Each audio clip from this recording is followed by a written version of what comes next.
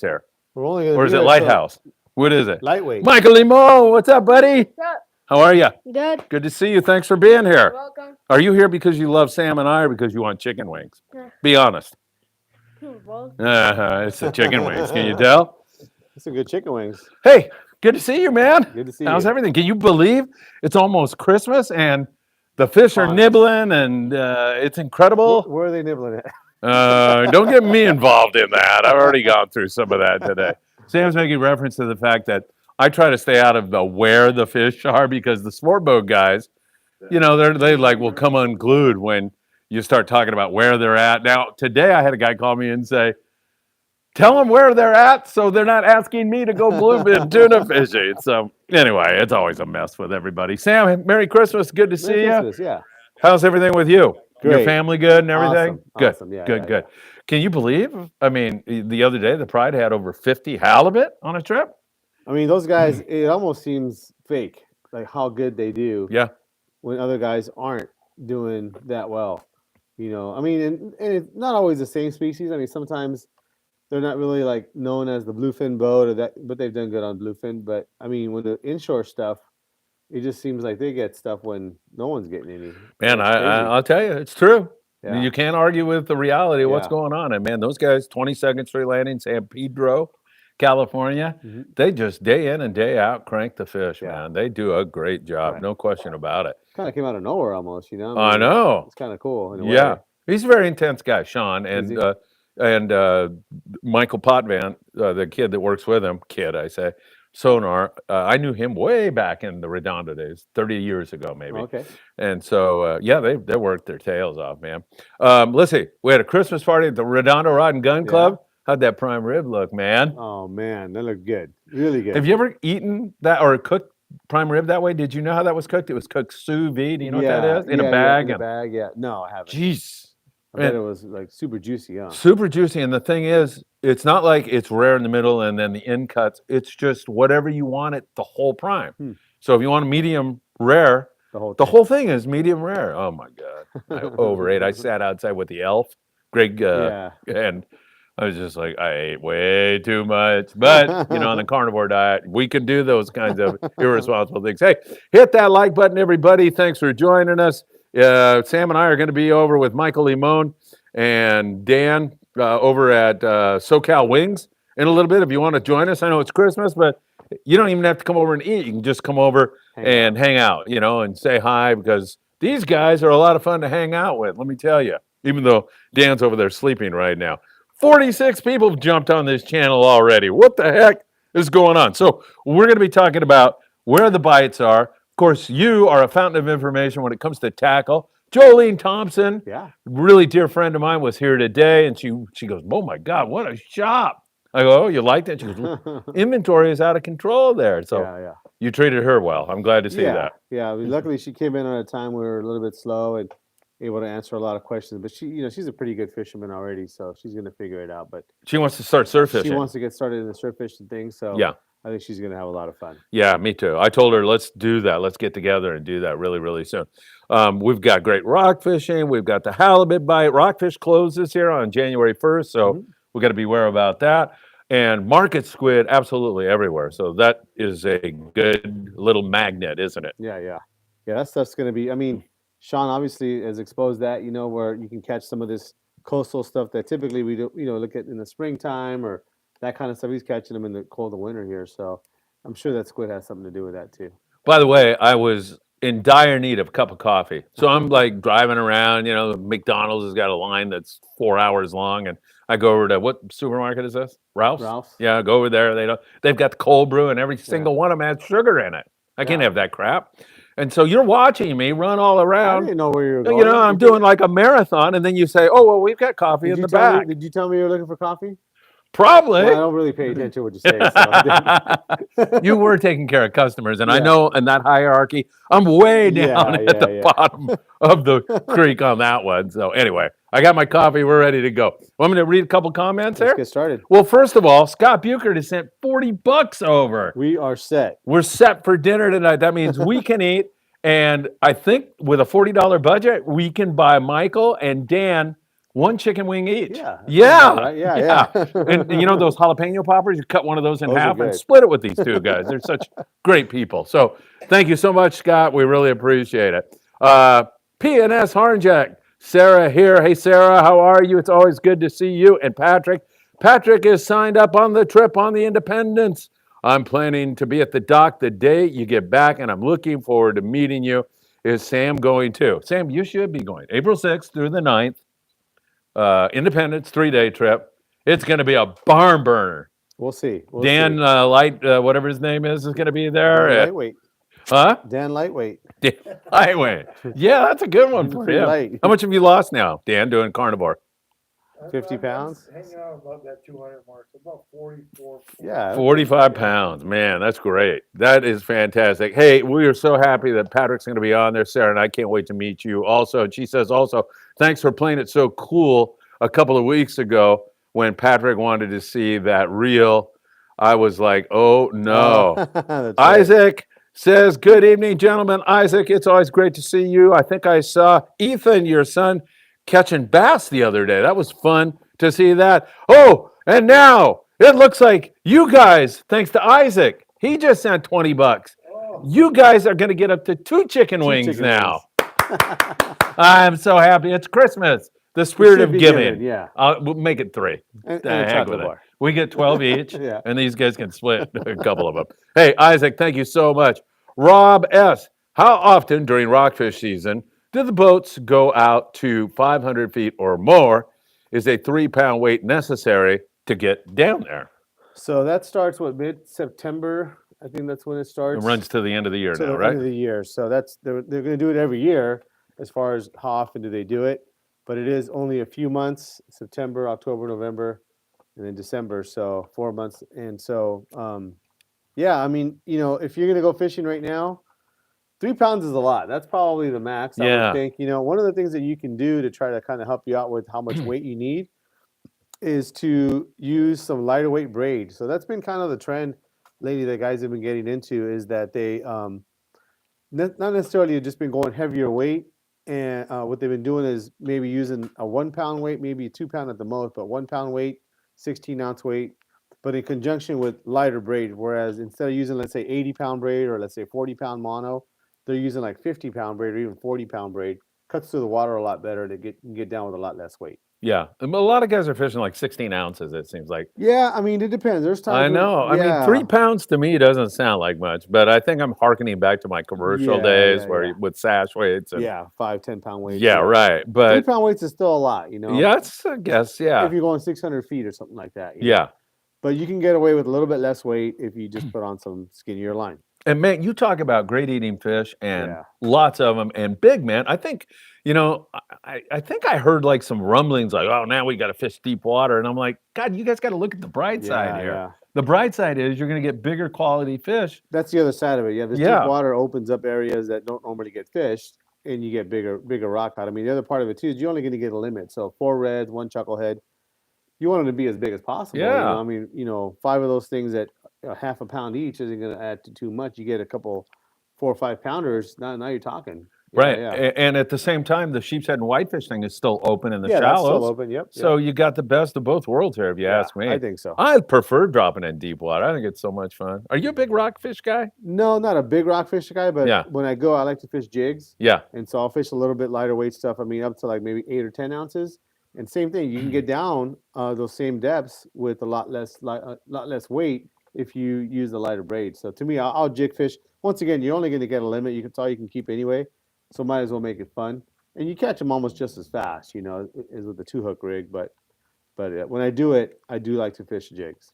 Sam, I don't want to blind everybody with my bald head, but I have to show the Joe Miller knot hat.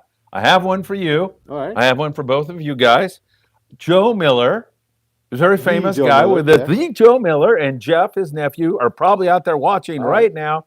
They're big fans of the Friedman Adventures. They're in Arkansas. They're lovely people because they sent me 2 boxes of beanies and hats and everything else. And if anybody actually shows up to SoCal Wings tonight, They get a hat. 2 guys have shown up. Yeah, they get a hat or All a right. beanie.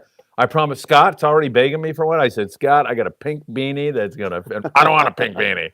I go, well, that's all I've got. That's all you I got. won't wear it. So I'm getting Scott sent $40 tonight. So hey, Give him Joe a Miller, pass. thank you, Jeff, Thanks.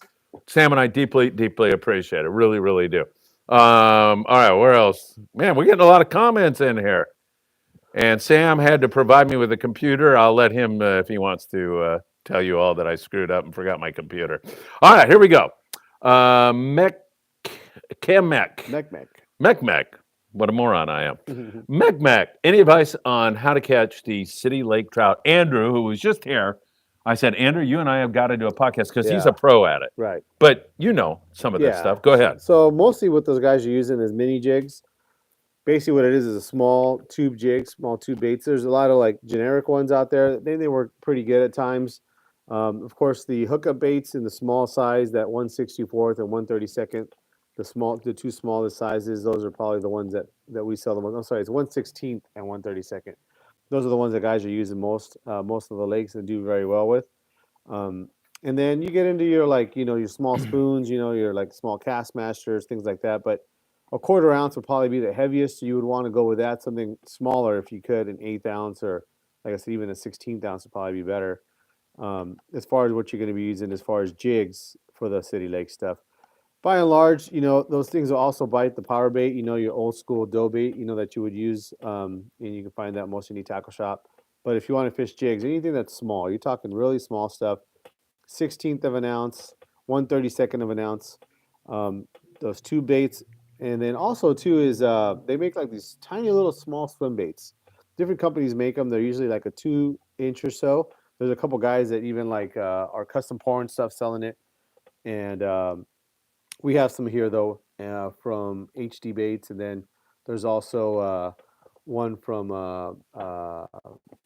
Kitech that we sell as well. That's been pretty successful. So that's pretty much what you use. And these stockings are more regular now in these Yeah. local lakes. Like I think Andrew was raving about Kenny Hahn Lake. Yeah, He yeah. said it's great. Kenneth Hahn Park, yeah. Yeah. You went to Alondra, and yeah. not too good. Not too good there. I mean, a lot of it, I think there you have to kind of almost go to right when they're stocking, right? At that moment. So Yeah. you kind of have to hang out, wait for the truck to show up, and then start fishing wherever they put them. Those fish don't seem to move around as much. But that Kenny Hahn Park up there off of La Cienega seems to be a better local lake there. All right. Another thing too, yeah. just to add to the jig thing, is you're going to be fishing light line.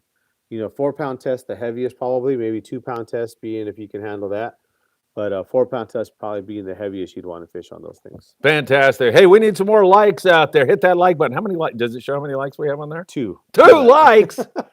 That's it. In the show. We're out of 62. here. Let's go start eating. 62 people watching. 62 people watching. Hit that like button. We're gonna go 10 likes. Oh, we're 16. gonna we're shooting for 10 likes in a minute. Will we go past 10 likes in 1 minute, Sam? Yes or What do no? we got? No. We got 2. No, we got way more than that. Oh, We yeah. got- Sometimes this thing stalls out. Yeah, you got to refresh it or something. I'm not doing that because God knows what'll I happen. don't know. I'll stay with it. All right. Got How many 21. likes? I don't We got know. 21. 21 likes. We got to get to 30, everybody. All right, let's keep this rocking and rolling here. All right, and Rob S. answered Mech, and he says thank you. Jamie Fernandez Jr. Hey, good to see you, Jamie. Happy Monday to all. 3-day trip at the end of May of 2024 is on my list. Good timing. Hey, wishing you the very, very best of luck. Darian Robinson, love the channel, but it burns me that you're afraid to say where the fish are for fear of the greedy, rotten, filthy, stinking, subhuman party boats. You know what? I'm going to tell Darian right now, he's right. This channel should be about information. Doggone it. Where the Polaris Supreme is catching their fish right now is down off Punta Colonet. It is not out where you think it is, everybody. And for Darian, I agree. This is freedom of information there. Right, so that's where they've been making their catches. Whether there's fish out on Tanner Cortez, 60 Mile Bank, 43, I'm not sure. Not many guys have been out there, but I know they've been going that way and catching their fish. Remember, that's your Christmas present, Darian. You're absolutely right, and I'm a man about admitting my mistakes, like being here tonight. That's a big mistake, we tell you. All right, Christopher Navarro. Happy holidays, Phil and Sam. I am. Hey, Chris. Happy holidays to you and all of your loved ones. Sniper Gene, big thanks to Sam. I went to Island Tackle a week and a half ago, and Sam helped me with a Phoenix Megalodon jigging rod. May pick up that United composite jig stick at some point as well. Awesome. You remember Sniper Yeah. Gene? Yep. Good guy? Mm-hmm. You're not going to say any different, right? No, Guy came in here and asked shot. the right questions, got the right answers. Perfect. That sounds like a Friedman Adventures family member. It does. Scott Bukert Uh-oh. has something to say. Sam, go on the 3-day trip on the Independence. When is it again? It's April 6th through the 9th. I can't go. Why? Yeah, see? I mean, you're trying. I'll think of something. No, it's like your Cedros trip. Yeah. Yeah, no, I can't make that one. When is it? I don't even know. I Yeah. can't make it. Ruben A. Hey, guys. Hope you guys are well. We're doing great, Ruben. Hope you are too. What's the difference between Red Label and the Blue Label Seeger fluorocarbon lines? Price difference is way off. So that's a tough one there. You know, I mean, I know they have so many different kinds of lines for so many different kinds of applications. I know that Red Label is something that they offer in I think a large quantity for like a pretty good price. To be honest with you, I don't have the details and exactly on that because we don't carry the Red Label. I know the Blue Label has been around forever. It's super tough line, something that a lot of guys use tuna fishing, and they make it in large sizes. Although I think the Red Label they make it in pretty big sizes too. But since I don't carry the Red Label, I don't have a whole lot of info on it. But I'm pretty sure if you go to their website, I gotta imagine they'll have a pretty extensive article on it, but I don't have it offhand. I'm sorry. How many people are watching this right now? Because this thing's frozen. 3. Oh, that's it? Yeah, no. Dan, you, 63. and me. Yeah. Oh, no, so this thing's right. 63. 64. You're trying to kid me, right? 64. It says 63 on mine. You're screwed up, as I'm not usual. watching. All right, let's go back to some more and great questions. Thank you for joining us tonight on the Friedman Adventures YouTube channel. We deeply appreciate it. Tyler Tanaka, we love you, Tyler. Sam, thanks for the Wiggle Rider discount on the Talica handle. I got it installed. For your information, I had to drill out the cap to fit the new screws for future buyers. You know, it's kind of weird. Like we've got those in where people brought their reels in to change out, and I don't know. We've just gotten lucky, but it seems like that bigger screw that you need for the new handle, which is included with the handle, typically will just kind of go in there. It does go in there a little bit tight, but it does make it through. So maybe drilling it out ain't gonna hurt nothing. Pretty easy to do if you can get that. But that's a good tip. Yeah, if you have a small drill bit and you can open it up just a tad, it probably go in there a little easier. So I'm not going to throw this guy under the bus, but I had a discussion with a guy today. Boy, I had a discussion at the Rod and Gun Club with a real, not political. I don't even want to get into that. This was about fluorocarbon today. And this is what the guy told me. And so, I mean, he's just a guy. But do you believe this at all? He said fluorocarbon is not resistant to abrasion. There's some guy who's been doing tests with sandpaper, and mono's just as strong. I don't believe it. Do you have any idea or any feeling? Or yeah, I've seen that YouTube video. To my experience, I don't know if the test that he performed is exactly what we're doing when we're fishing. So it's kind of hard to really say that really proves exactly what the product claims. But I have seen it, and the way that it shows, it does seem to be like kind of what he's saying.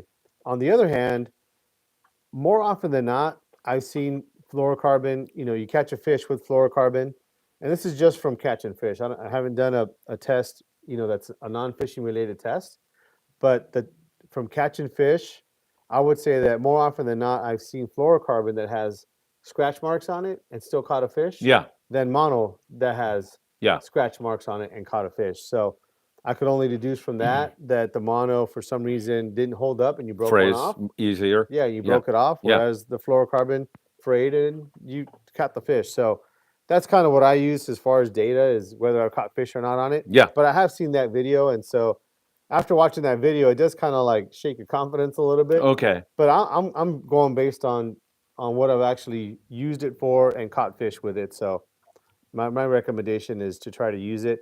Not necessarily for line abrasion, although there are times where that is an issue, fishing like yellowtail on the rocks and things like that. Yeah, right. Or fishing bass at night, the twilight fishing. Yeah, that you don't need it to get a bite, No. but there's bad neighborhoods you're fishing in. Yeah. And, sometimes you're definitely going to be a fuzzy line as to when you need it and when you don't.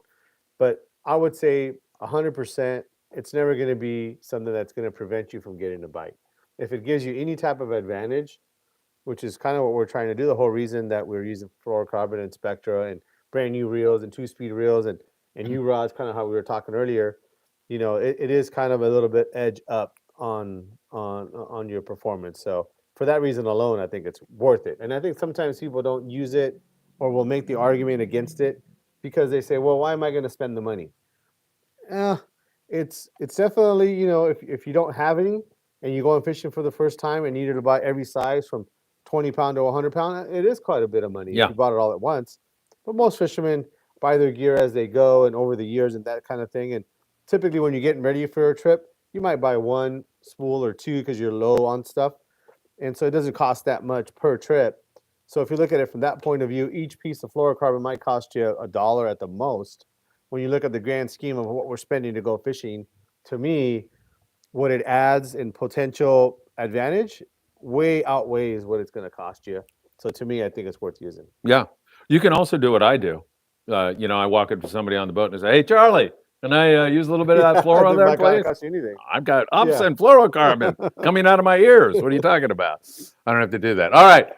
Good stuff. Jolene Thompson. We love you, Jolene. Thanks for joining us tonight.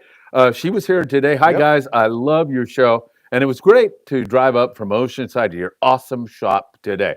Well worth the drive to buy a Daiwa 8-foot rod to pair with my Daiwa 3000 spinning reel. Awesome, Jolene. Man, She that's was great. cool. She's a great person, Yeah, yeah. right? You met her at our Christmas party. Yeah. Have we talked about our Christmas party here? No. That was fun, wasn't Yeah, it? that was cool. I got Yeah. there towards the end, so Yeah. I didn't really catch the Was whole there any thing. food still for you? Was there rice and beans? And Yeah, a little bit. Yeah. little bit, yeah. There's a little bit, yeah. Yeah, I had some once cake. Michael gets going on that I buffet know. line, it's over, man. I didn't let want me to tell get. you. I didn't want to get between him and the buffet line. No, so, you'd yeah, lose a I finger, was man. good, yeah. Yeah. Think Wahoo have sharp teeth? This kid here, man, when he's munching down on a taco. Is Jolene on the 3-day? She is? Of course she is. Oh, wait a minute. She's on the 8-day, and she said she's very tempted about the 3-day. There you go. I'm sure if you would announce tonight that you're going on the 3-day, she would John. cancel all plans to go. Yeah, that would do it for sure. Jolene, great to see you here. Raul Almaraz, who is in Florida, if I remember right. What's up, guys? Sam, so been debating on whether or not to buy an Akuma 15-foot. 15T. 15T, pardon me. Yeah, 15-foot. What's your opinion? That is a very unique reel. It's a reel that is. Let me go grab one here. Oh, I like it. And I will do a commercial here right now. Hey, our Independence 3-day trip, it's a great one. April 6th through the 9th. Should be bluefin tuna mania. And that boat is so beautiful. In fact, the Independence, if you want to get a good look at it, is at 22nd Street Landing right now. They're doing maintenance on it. And Jolene went down to 22nd Street, Jolene Thompson, today, and she goes, oh my God, that thing is so big. And it's big and it's comfortable and the food is great. April 6th through the 9th, you can go to independentsportfishing.com to book on that. Don't forget morning briefing tomorrow morning, bright and early. I'll have all the very latest for you, so you will get caught up on exactly what's going on. And we haven't decided yet, but we're very near doing a New Year's celebration at 22nd Street Landing in San Pedro, California. That's going to be December the 30th. We're almost there. I should be able to announce this on Wednesday, one way or the other. December 30th. I don't know if Michael Limon is going to be in Texas or not, but I'll keep you informed with regard to that. And don't forget the great rock fishing in the Channel Islands, Ventura Sport Fishing, 805-676-3474. Take it away, Sam. All right. So, Raul, this is the 15T here. The reason I bought these 3 reels out here is just kind of a size comparison. The one on the end here is a 16. Very nice size reel, a good reel for like 80-pound, maybe even 100-pound test. This guy here, this is the Penn Torque 40 Narrow. And then here's your 15T. As you can see, the 15T has got the smallest profile, yet it holds about the same amount of line as this guy here. Drag-wise, pretty similar. The 15T is going to be a little bit heavier reel. In some cases, I would even put it, as far as capability, maybe more in the middle here, where it kind of looks funny being in the middle there, but it actually has a lower low gear ratio. drag wise, I think it's a pretty similar. This one might have a little bit more drag, but pretty similar. And definitely if you're looking for a reel that you wanted to kind of be an all around, let's say, um, heavy duty fly line reel, a sinker rig reel, something like that, I think this would be really good. The only thing that I would say that uh, Torque here might have a little bit lighter weight spool, so it might offer you a tiny bit better fly line performance, but not by much. What you gain in just kind of overall compact size, that 15T does really, really good. What I should have brought also is the next smaller reel, which is a lot smaller. So this guy here kind of really puts you in a nice spot between what would be like traditionally a 40-pound reel, even though you can fish 40 on this, and what would traditionally be the next size up, which is usually like an 80-pound reel, which is more like this 16 size. This 15T really just falls right in a nice little spot there. So part of my answer would be, as far as whether you should buy it or not, is maybe what else you have. If you already have a bunch of reels in this size, it might kind of be a duplicate of something you already have and may not add a whole lot to your arsenal. But if you're looking to kind of upgrade and go up and you already got maybe a big, knife jig reel that you use on a rail rod and a bunch of like 20 to 40-pound reels that you use for fly lining, this guy here might offer a nice option for something that you want to use heavy fly line, 60-pound test, even 80-pound test, and maybe even also fish a jig at night, and then maybe even a sinker rig as well. So it's a very, very nice size reel. And look at the gear ratios. I think the low gear on it's like 2-to-1, which gives it a lot of torque. So that's my rundown on it. Our vision of Tackle Shop Confessions is exactly this. Yes. That somebody could ask something, you could run and get it, and that's what makes this We talked show about it, yeah. so darn good. Sam, great job. You got It's it. not often I give you a compliment, So, The price range. what is the price range? Dan asked a very Okay, good question. So that's the one thing that you do have. All of these here are going to be a price range. I mean, a similar price, kind of a higher level price in the $500 to $600 range. I think the price on that guy, you can look it up online. They're all the same price ever, but I think they're right around high 500s on this guy here. But that's the price of kind of any kind of premium reel. Nowadays, right? Yeah, the pen, they offer the Fathom, which is the same size as this guy. That offers you a reel at $340, $330, 329, I believe. And so that's going to be an option if you're looking for a reel that maybe will handle all of this stuff in the 50 to 60-pound range at a little bit lower price point. In fact, the other kind of nice thing about that Fathom is that they've the new Fathom, the Fathom 2 2-speed, they've changed the gear ratios on it, and so the low gear is actually lower on that Fathom 2 2-speed. So it's also going to be kind of a nice reel in this package. But once again, it's going to be still bigger overall than this Macara 15T. So it kind of depends, like I said earlier, it depends on what else you have, whether this reel would make sense for you or That not. price point on the Penn Fathoms might suggest to somebody that it's not that good a reel. I've heard very few negative comments about that Right, reel. Everybody seems to really love it. Yeah. I mean, the only real kind of Drawback? drawback to it, or maybe intermittent kind of issue that they've had, has been on the handles.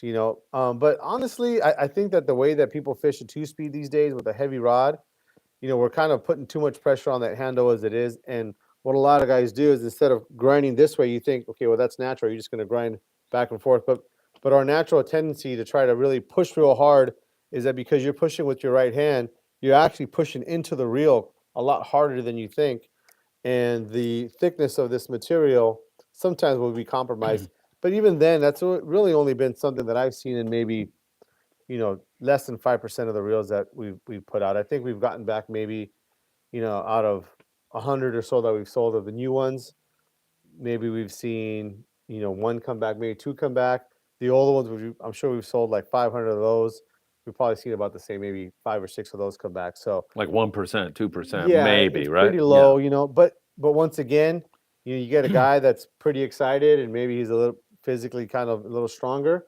You can push that handle hard enough to bend it and break it almost. So that is kind of a concern. There are some aftermarket handles, so even in that Fathom, if you kind of really like that price point reel and just wanted to upgrade the handle, there are some aftermarket handles that you can put on there.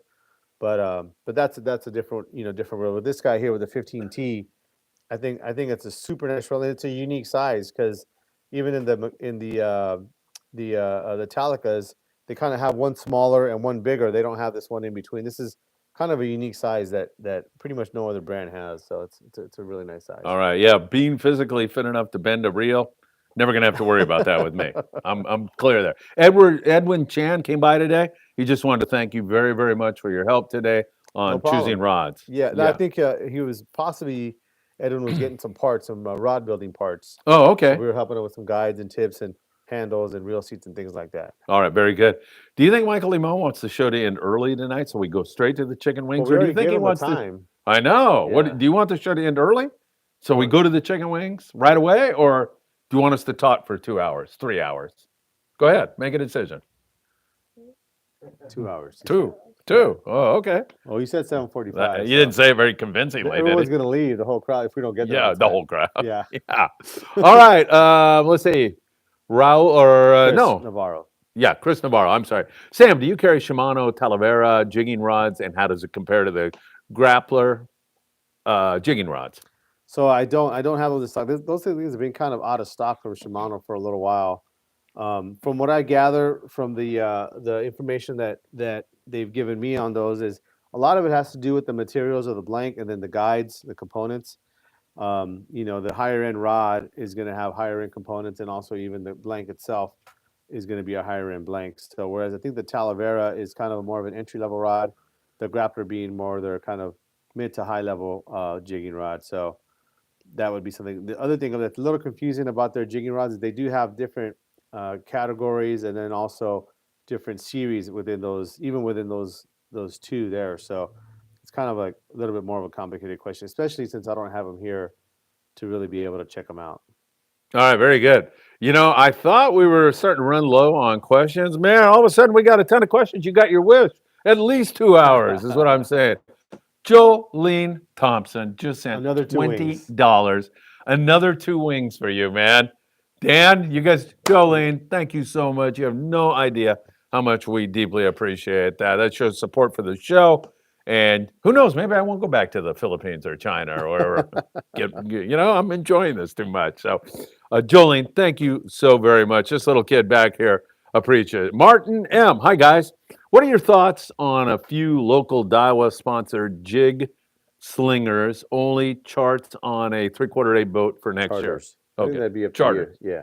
What is That's a it? question for you. Oh, okay. What is it? Hi, guys. So what he's asking, Martin's asking, would you go on one of those? No, or? would you try to put some on? I think. Oh, Since I'd be happy to do your that, Daiwas- Martin. Yeah, let me talk to the Daiwa. powers at Daiwa Mhm. and see if we could do that. I think that's a really good idea. Any way that we can learn and have fun while we're doing it. I mean, man, that we got to do the park thing again. Yeah, Remember how many people showed up? That was crazy. It was fun. That was fun. Yeah, I will work on that. And I will also work on my English language a little bit better. Sam has to translate for me.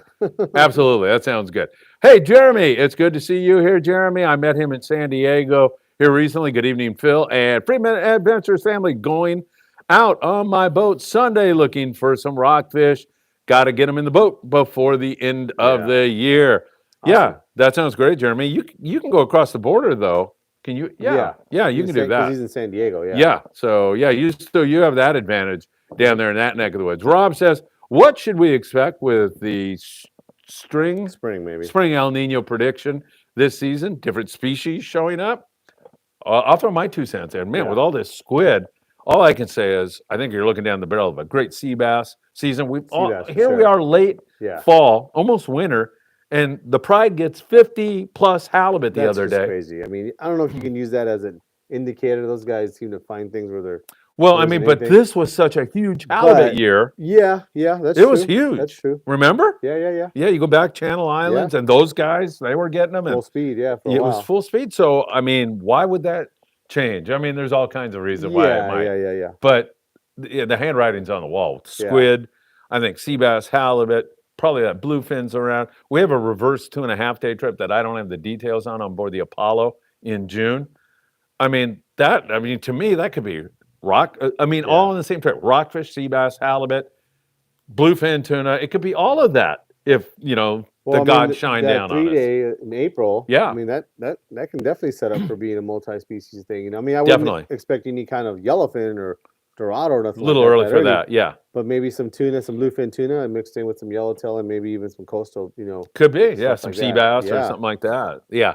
So I think As we're far looking as down. predictions, yeah, I don't know, man. I mean, anytime you're talking El Nino, it's usually a lot of times it's more of something. I don't know about any new species. I don't know if we're going to start getting rooster fish or things like that in our waters, but typically the thing that we really are hopeful for is that we start getting some of the stuff inshore, like so the half day boats start getting some yellowtail, Catalina starts getting some yellowtail, things like that. The Dorado, that's kind of a big deal. We had that big Dorado bite a couple years ago, and all the time I get asked, "Oh, what happened to all the Dorado?" And it's like, well, what we had a couple years ago was pretty dang historic. So to expect anything like that to kind of reoccur very next year, I don't think that was going to happen. But with the El Nino, not that we're going to have what we had 2 years ago, but definitely I would think more Dorado for sure. Not necessarily a new species, but maybe compared to this year. But that coastal fish, that's kind of what I'm really looking forward to for the Me half day too. boat, Yeah. 3/4 day boat to really get in on some of that action. Yeah. Those guys down in San Diego, are so lucky they get some of that tuna that kind of dives in, and they can get some of that stuff down there. And the guys up here have a few shots through the year, but if they can get some good stretches of some good weather and good yellowtail fishing at Catalina and along the coast, that would be my hope for that. Yeah, me too. Well, and maybe a little bit of a taste of that yellowtail bite that you told me about when I was in Mhm. China. Oh Like man, the guys out of 22nd yeah, Street, Long Beach, yeah. all those guys were just cranking on the That yellows was that year. that was as crazy as that Dorado was. Yeah, I mean, it insane. sounds like it. Yeah, that was insane. I mean, that fish was right out front. I mean, literally, you can go out there in a kayak and catch 40-pound yellowtail full speed. I mean, full speed. And so that was How long did that almost last? about 2 months. What Like the heck? it was right out front for like 2 months, like Wow. crazy. So I mean, What year was that? 2016, Uh-huh. Yeah. 15, I think 15, Yeah. 2015. That was that great El Nino where we started getting all that wahoo and stuff like that. So I mean, I don't think it's as predicted to be a strong El Nino like that one. So I wouldn't be busting out your wahoo lures quite yet, but hey, you never know. Maybe I need to go to China again. Was that the magic thing? You want me to get out of the Try it. country? Yes. Yeah, and leave yes. for Yeah, yeah. yeah. Well, how long were you gone? 3 years I So was you in got to China. be gone 3 years. Oh my, Yeah. at least, At right? least, yeah. I'm getting to the point age-wise where I may never come back. They may plant me in Shanghai for that matter. All right, Jeremy says, with all these super chats, all this money coming your way, you should be able to buy all the fluorocarbon you need. I think you're right, Jeremy. Roman says, hey guys, I'm heading out on the Endeavor next week. Say hi to Tucker for me, Roman, please. Do you have any tips for sheep's head this time of year? Is the setup any different than for whitefish? Shrimp. Probably the only thing. That's a really good Buy idea. some shrimp and you take it on you. A lot of times the boats will have it. When they get onto those kind of sheephead spots, they'll put it out if they have it.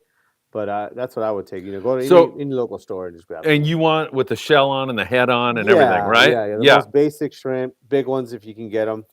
But yeah, nothing really particular, but big ones for sure. Yeah. And most of the time you'll be fine fishing if they have live squid and fresh dip. But that shrimp gives you huge advantage, right? Sheephead, yeah. Yeah. Do ghost shrimp work? I bet they do. I would think they would. Yeah. I mean, they're not as hardy, so that's probably going to be harder to keep them on the hook. Yeah. But yeah, if you had some, I guess I would take those too. Doug Tilk, who made our Christmas party possible with his generosity and kindness, is watching Michael in the background. And Doug is saying, Michael looks bored. People are watching you. So I don't know what you're doing back there.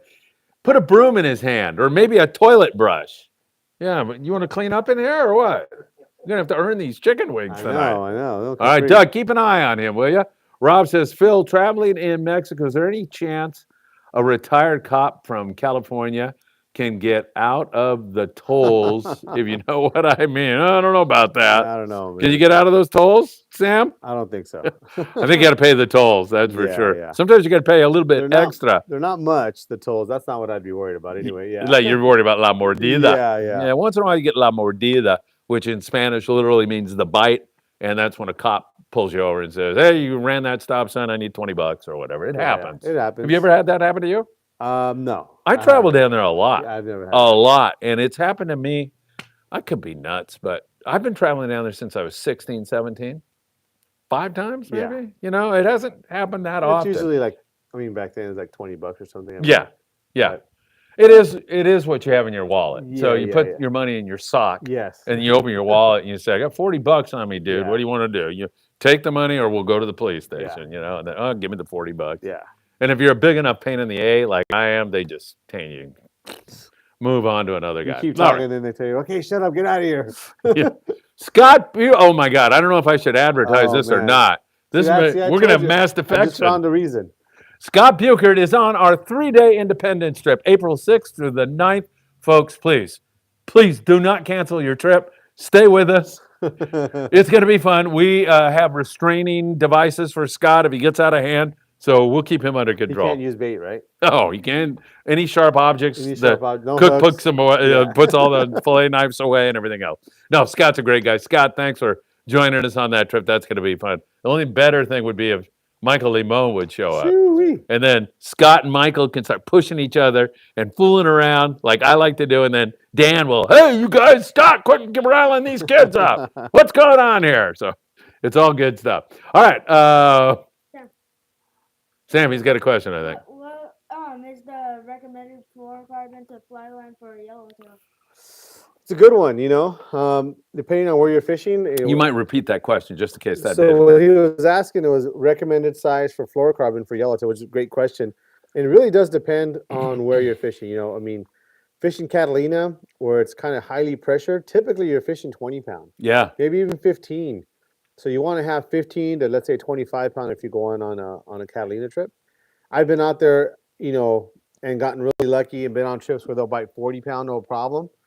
And even at times where you don't even need fluorocarbon, it's been pretty good at times. But traditionally, 9 times out of 10, 15 to 25 pound fluorocarbon.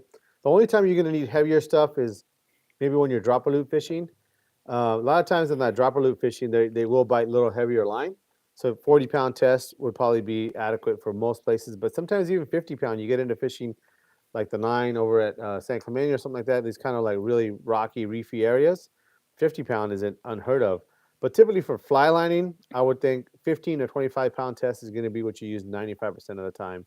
If you're lucky, some 30 or 40, but make sure you got some good quality 15 to 25 pound test. Right after Doug Tilk made the observation that Michael looked bored, he comes in with a brilliant question. I think it worked, Doug. On the spot. Good job. Nice going, Michael.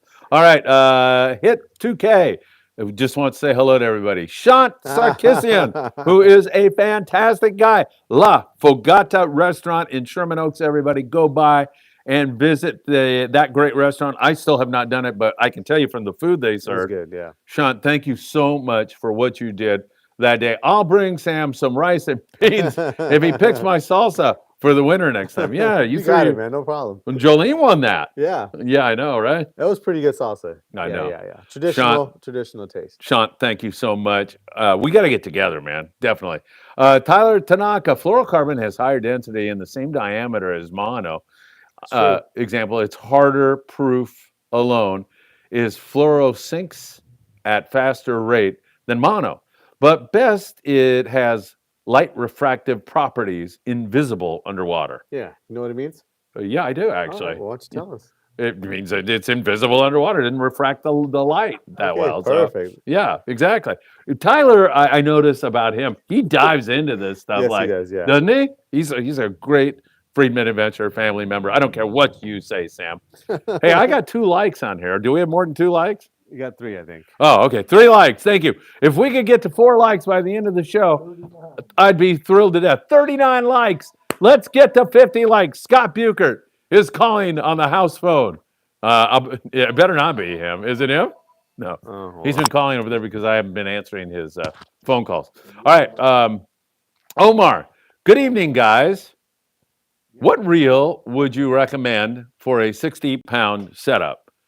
Sam is on a personal call right now, so while he is, and before we get to answer it, now he's running to the back of the store. God knows what this is all about. But before we do, let me just remind you all that the morning briefing will be on the air tomorrow morning, and 2024, we are going to have some new shows for you. I'm actually going to go to Florida for a little bit in 24 and be doing some shows from there. I told Sam, Tackle Shop Confessions, during that time, I'll be in Florida, Sam will be here, and we will combine the show so we can talk about both areas to you all. Sam laughed and scoffed and said, you'll never figure out how to do that. So you watch me. I will figure this out. So once again, Independence on April 6th through the 9th. That's going to be a great trip. Ops and Fluorocarbon, great sponsors of ours.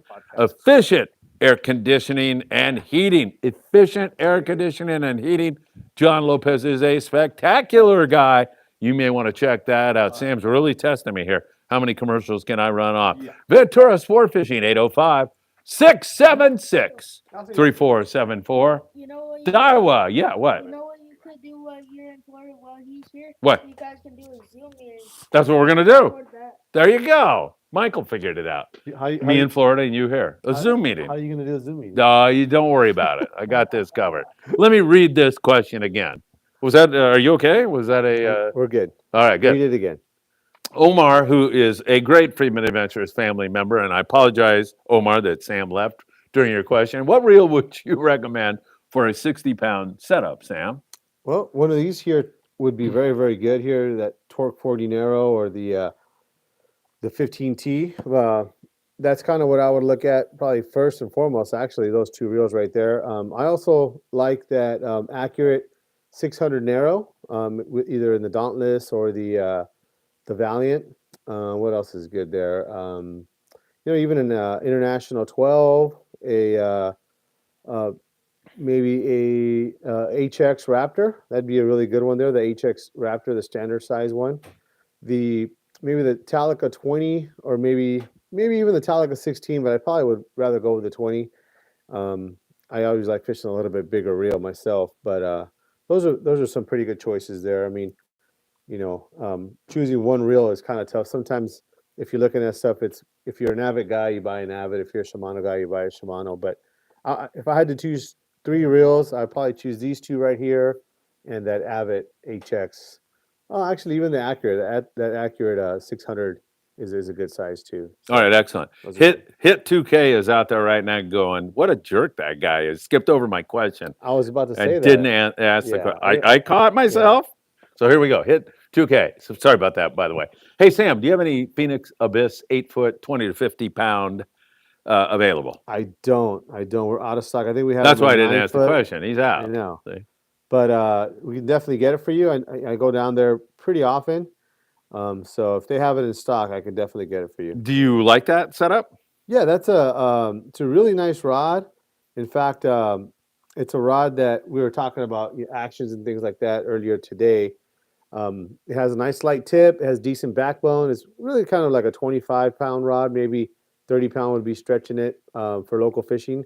But it's got a nice light tip, and it's kind of has a low profile handle. So a lot of guys fish that rod with like a 400 size bait caster, and it does really good as kind of an all around local rod, something you can throw small jigs with, but still fish a bait with too. So it is actually a pretty nice rod. All right, excellent. Jeremy, to illustrate your point about the fish being pretty close to San Diego, was on a 3/4 day trip on the Daiwa Pacific this summer, and they had bluefin tuna and bonita in July. Yeah. So yeah, I mean they get that, right? We get that more regular than up here. Yeah. Yeah. So that hopefully that El Nino will bring some of that a little further north. Yeah, definitely. It might do that. Also, we're going to get a dip in the jet stream at some point in time. We get rained on here, Yeah. probably this winter at some point in time. Well, if that's it's a part of it, typical right? El Nino, Yeah, yeah, that's part of it. we need it, right? Yeah. Even in that late winter, early spring too. So sometimes that kind of stuff we forget. We've had such good weather the last couple of years with no rain, meaning that you can get out and fish. That sometimes at El Nino is a lot of rain. Yeah. That's part of the deal too. So, if that comes, we just kind of have to wait it out. Usually, on the back end of it, it's like hot and Yeah. fishing's good. Exactly. Raul, thanks, Sam, for the advice on the reel. I got a GP80 Terminator and have an Abbott LX Raptor to pair with, but wanted your opinion. Should I go with the MK15? Yeah, the biggest thing, like I said, is going to be the gear ratios. If you look at that, the low gear ratio, it's just lower on the Makara 15T. But that Alex Raptor is nice. I probably would rather go with the HX Raptor for the same reason that it has a low gear. Chris Navarro has a good question, and he wants to know what the heck happened to the yellows this year. He loves fishing yellows, as do I. When you mentioned that yellowtail bite that you were talking about, and you juxtapose it to the Dorado bite, I think I'd rather have that yellow bite myself. Well, But I mean, that they're yellowtail, both insane. they're both, yeah, but that yellowtail was big. Yeah. That was the other part of That's it, what I too. mean. It was giant. So they were all like 30 to 40 pounds. It Jeez. was crazy, yeah. So mean- Chris asked the question, where were they this year? What I don't happened? know. We didn't catch a lot of yellows, did we? Yeah, I'm not really sure. I mean, that's one of those things that sometimes there's really no answer that's easy to Right, that, because yeah. it could be a myriad of explanations. Yeah, The yeah. ocean's a mysterious place. I know that down there in that area around Cedros, north of Cedros and below Cedros was simply jugged with yellowtail all year long, pretty much. So the only thing I could figure is for whatever reason it never made its way back up the coast. But that's about all I can see is that there was a ton of fish down there. I mean, it was crazy. So maybe they're all down there. Maybe. Tyler Tanaka, Sam, do you do rod repairs at Island Tqckle? I broke a guide on my Shimano Game Type J speed jig rod last trip. Time and cost to fix. I'd have to see what kind of guide it is and what size it is, but you're probably looking at around $25 or so to fix that. Kind of a roundabout price. Time, usually we try to get the repairs done a little bit quicker than most because guys are getting ready for trips. But typically we're like 2 to 3 weeks. If a guy is really an emergency, we try to get it done quicker. I know you're out of town, so getting it to us if you need it right away. Get it to us as quick as possible. We'll definitely turn it around right away if it's just one guide. But that's our typical turnaround time is when guys bring stuff in. It's about 2 to 3 weeks. John Doe. Hey, Phil, who was the captain on the second Horizon trip? That was Ricky Perez and Bill Wilkerson was there also, but Ricky was the captain on that. He was the captain on our first trip, which was way more successful than the second trip. So I'm guessing you were on that trip, John. Adam Salceda. On 2019, on December, yellowfin tuna was around at Catalina. Will we ever see that again? Yes. Of course we will. Yeah. Yeah. Someday. Yeah. When? I want an exact In the time and date future. from you. Yeah. During this El The Nino? spot too. Yeah. Yeah. I mean, Adam, I think that's what makes this game so interesting. Yeah. We know it's going to happen, but you don't know when. You just don't know. Yeah. I mean, yeah.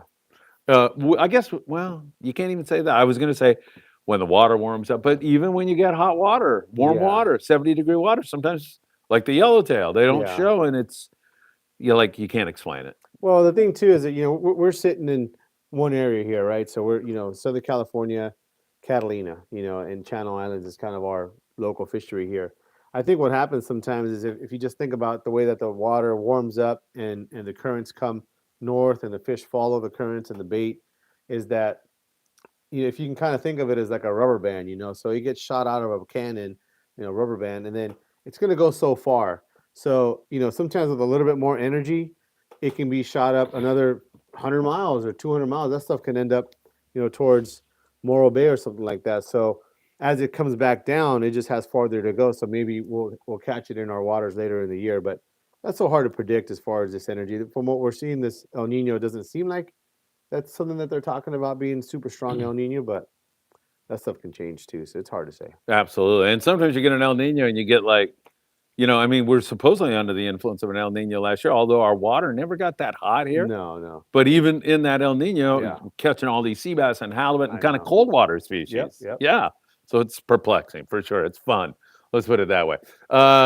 Let's see. Jeremy. Oh, Jeremy, what's your videography setup? Well, I don't want to take up too much You time. must hear the hamster wheels in the back going. No, yeah, maybe. I don't want to take up too much time, but we have 6 4K cameras set up here at Island Fishing Tqckle. Dan is behind there. He's got the control board. And let's see, Andrew, he's running the, soundboard, control, the soundboard and everything Yeah. else. So a little bit too, it's on an iPhone, Couple okay, security Jeremy? guards back here. Yeah, it's an iPhone. That's what we're using there. Rob S., by the way, the morning briefing, how's the surf fishing with the sand replenishment? Rob, I haven't seen anybody try it down there, but I have been told that during these times, obviously if you're fishing right in the sand, it's all dirt, it's all sandy and everything. I don't think you're going to catch anything. But in between that, I've been told, and it looks like it's true, when that sand is pouring out, man, the birds are all over there, and so there's clams and there's sand crabs, and I mean, it's like a freaking big chum machine. It's got to be. So yeah, I was talking about I need to go down there and try it. This guy's trying to get me to go trout fishing with him on Sunday. So maybe I'll go trout fishing with you if you come over and surf fish that following Sunday. Maybe same day. Yeah, let's do that.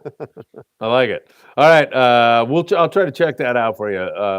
I've seen a couple guys down there, and they had slow fishing, but who knows? All right, Chris Navarro, if you had to choose between a Phoenix rail rod or an old school Super Seeker 2x4, which would you prefer for night jigging bluefin tuna? They're both good, Chris. I mean, the question is kind of like, what do you prefer, a hopped up 69 Camaro or a new Camaro? It's kind of one of those kind of questions. It's like, the old school versus the new school, that kind of stuff. In this kind of fishing, especially with the nighttime jigging, you're really, the rod isn't as playing as much of a factor as far as hooking the fish or even landing the fish. As long as the rod is stiff enough and strong enough, meaning the line rating is the right size line rating and it's matched correctly with your reel, I think you'll have good success either way. Definitely, if you want to be cool and want to have some pretty nice rods, those old school Super Seekers are definitely, kind of a collector's item at the moment, and guys really, really like them. But those Phoenix rods, they do just as fun. They do just as good. I mean, the question to me here being posed is something that I think is kind of more just, if you have a Super Seeker, old Super Seeker, then it's kind of something you're proud of. But you can't, for me to say that's something that's better or worse isn't really something that's going to help anybody, because you can't go buy one. You can't just go to the store and say, give me something that they haven't made in 15 years. It just doesn't, that's something you can go and buy. Yeah. And if you're just looking to buy something that'll do the job, you're going to probably pay, twice as much or three times as much what you would pay for a Phoenix rod for something that's going to do it just as good. But if you're a guy who just likes collecting those old rods, that old 2x4 will definitely get the job done, just as good as the newer rods would. All right, Harry Frisbee Jr. Hi, all. Ho, ho, ho, Santa in the house. Maybe Harry is the Santa from last night at the Rod and Gun Club. He was I wasn't great. there. So get this. I got to tell you. So I decided I'm going to scare the hell out of Santa. So he's coming around kind of the dark part and I'm in a bush, and I think it's his kid. And so his kid walks by and he sees me there, and I go, and so he goes, by the way, there's some guy. So I'm thinking this guy's got a heart problem or something. Yeah. So I had recorded, I'm going to scare Santa Claus, right? So I jump out and I go, ah! And he goes, oh my God. He freaked out. He goes, you're going to give Santa a heart attack. I still had the freaking camera backwards. So I'm recording me, and I don't have Santa. I missed my moment there. I should put that up, right? Because it proves what an idiot I am. It also proves that Zoom meeting will never happen. So I'm just definitely not worried about that. That's a good one, man. What can I say? Question from Michael Limon. What's the most recommended lure for halibut when you're fishing the dock, and what else? Well, fishing the dock. So, man, we do sell a few different lures. Mike was asking dock fishing for halibut. What would be a good lure? You're going to be mostly into the plastic. So anything from a hookup bait, maybe a quarter ounce hookup bait. But in the Kytex, so we sell a lot of those Kytex. It's like a 3 to 4 inch Kytex fat impact swim bait, usually in the white, and you'll pair that up with maybe like a half ounce or so jig head. But those are probably the two that we sell the most for fishing, dock fishing. Some guys do fish the Lucky Crafts if they're fishing in some shallower water, but by and large, it's going to be either that hookup bait or that Kytex with about a half ounce lead head in the white. For that soft plastic, do you put squid on it or? No. I mean, that squid at times might help you. He was asking if you put squid and tip it with squid. That'd kind of be more of a bass thing. If you thought there was some sand bass around, the sand bass sometimes will kind of eat something with a little bit of scent on it. That halibut, though, is kind of really more of an ambush feeder. So you want, that squid, what it's going to do potentially, because we're using such a small swim bait and a small, lure, is it could impede the swimming action of that plastic. So I probably would start off without it. If you don't catch something for a couple hours and you're like, man, I got to catch something, almost time to go, maybe try some squid on there. Maybe you'll catch a sand bass or something else. But I'd probably start off without it for sure. Excellent. Michael, thank you for contributing to the show. Keep it up. Good job. You're doing a fantastic job tonight. What's so funny? It's excellent work. Can you ask this guy a question next? Yeah, I go wanna- ahead. I want ask to me. hear that. Yeah, Think of a good one. Think of a good one. I'll defer to you. It has. All right, Scott Bucher. By the way, I speak Scott, so I can translate Oh this. yeah, I saw that. What aspid rasp rod? It's an acid wrap. Yes. Oh, you Yes. speak Scott. Yes. Me too. You don't. I do. You speak. I want to make fun of Scott. By the way, Sam, you're running away, but I think it's time I'm you. going to answer the question that he just Okay, asked. fine. Go get it, and then you want me to do that? yes, please. Okay. And then I'm going to make a confession to it's Tackle Shop Confessions. I'm going to admit to something that Sam and I are. I don't know. I'm Hiding. waiting. I'm waiting. I'm not going to do it without you. We've discussed it, and I think it's time that we came clean with our audience out there. Sam and I are bi. We speak Spanish and English. The two of us are bilingual. So I wanted to say congratulations Yes, on that. Do you feel finally, better now everybody that that's knows out in the now. open? Okay. There were so many questions about you The- that I just kept so tired of people asking me. I'm glad. I didn't want to say it. Estás burlando de mí It's not otra my place vez. to say. Cálmate. Yeah. It's not my Cuídate. place to say. Ten So cuidado. I'm glad. Ten So much cuidado. pressure off me that now I can tell everybody. Well, you're out too. that What are you you talking are about? as You're well. bilingual too. All right. ¿Qué tipo de cañas tienes? So this is what Scott's asking. So an acid wrap rod. Well, let's just talk about a standard rod. What he's talking about the guide placement of the rod. So this is, I don't know if you can see this here. Hopefully you can down the camera.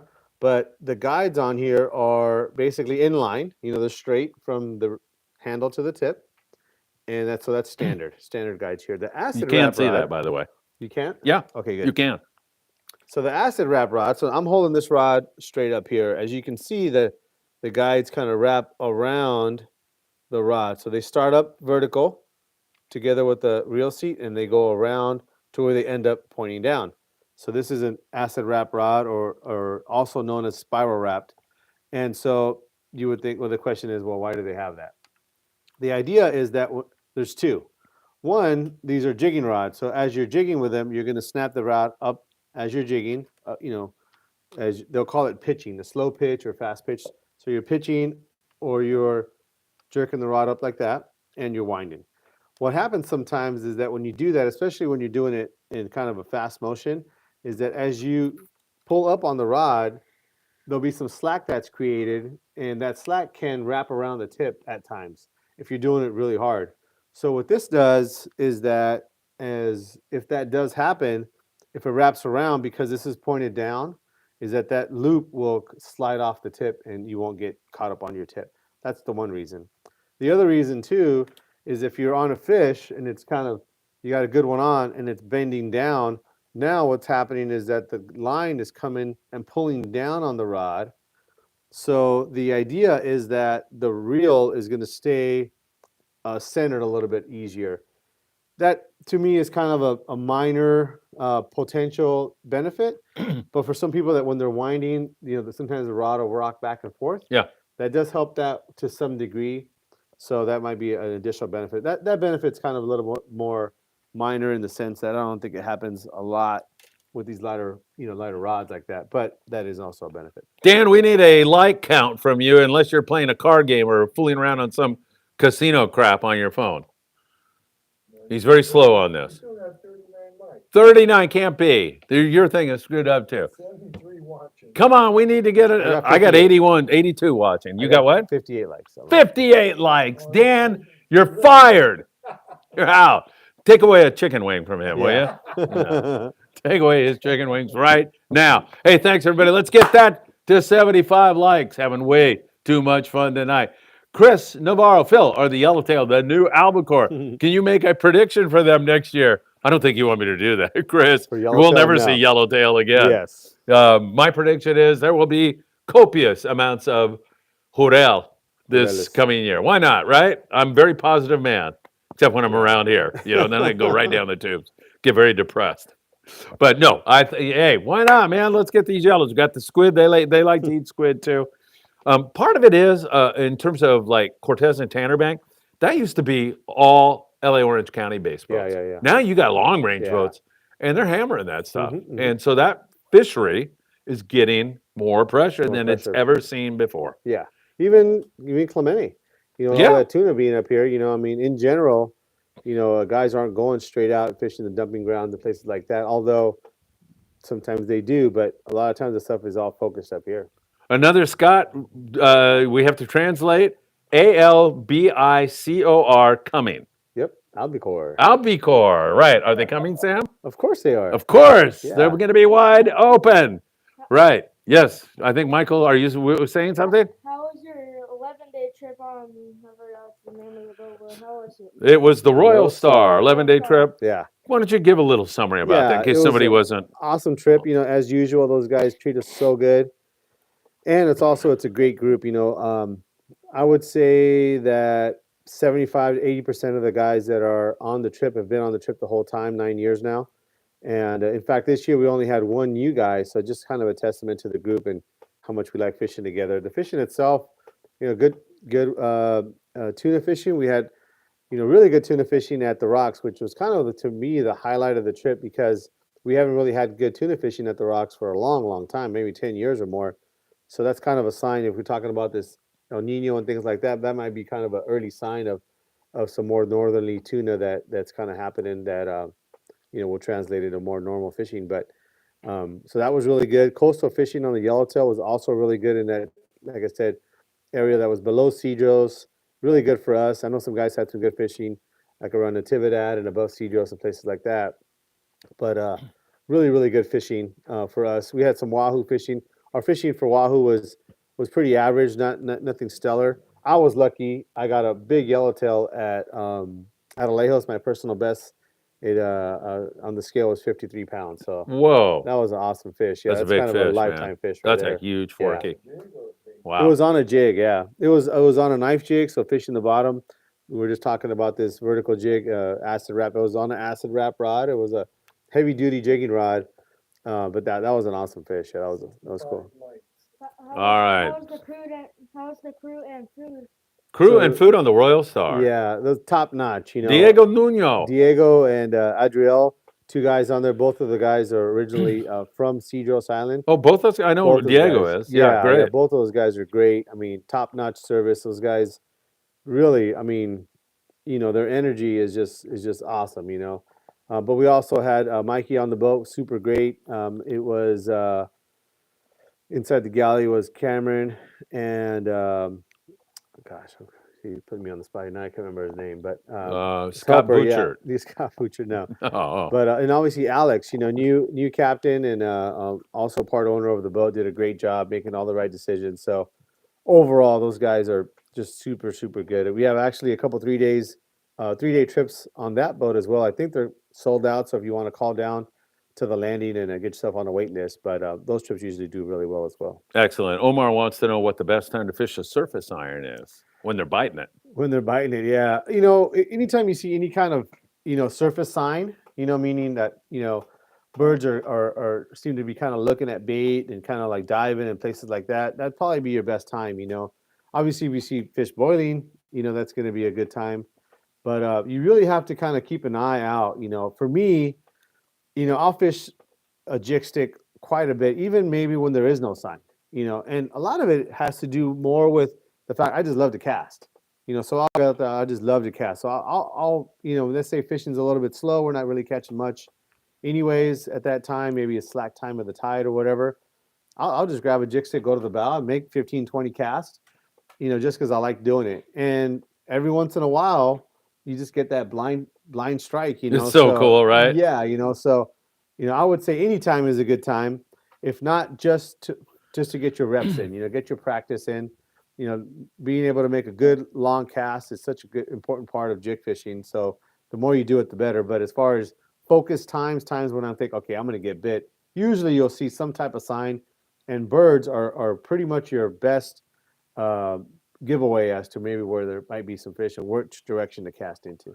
All right, Rob says he would gladly go trout and surf fishing with us, Sam. So that'd be great. I think I'm going to organize a trip down to like Collinette or something, and Hmm. take a bunch of. I love that bar perch fishing down Yeah. there. It's so much fun. Yeah, really good. We'll figure it out, and then we do the local stuff also.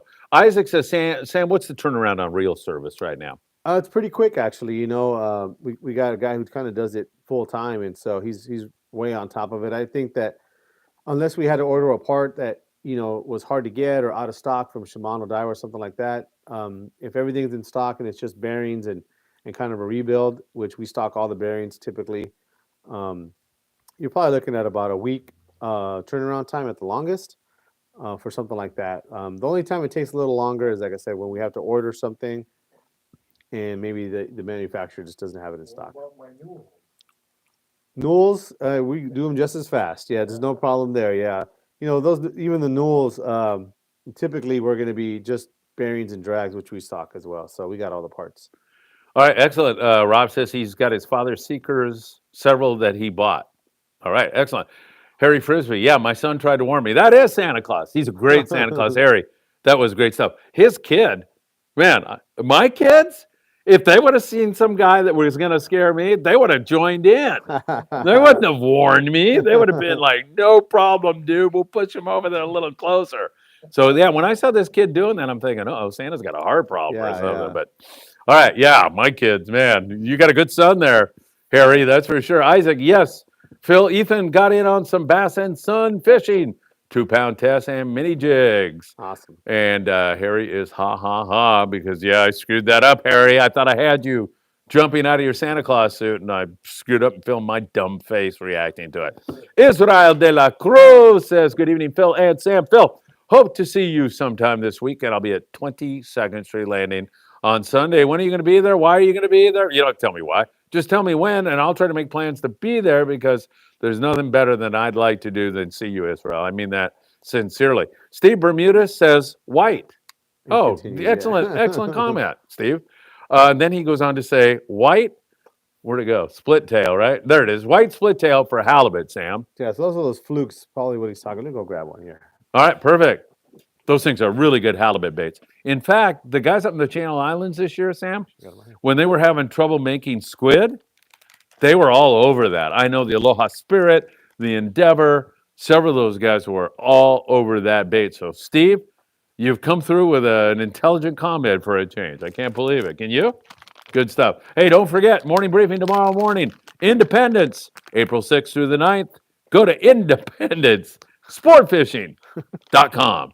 Sam De La Torre has his little tickler here to show you. See if that shows up there. So this is a fluke here by Zoom.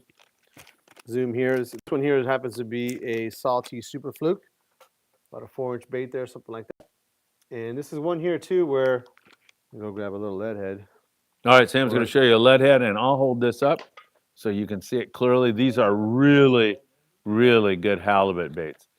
Do you think if I throw this high up in the air, Michael Limon will catch it or not? We'll see right now. Catch it with his mouth. Oh, terrible! What position do you play in baseball? Outfield. And yeah, man, you better polish up those skills a little bit. Grandpa, what do you think about that? All right, one more time. Oh, he got it. Nice going, Michael Limon. Sam, you're missing all the excitement out here.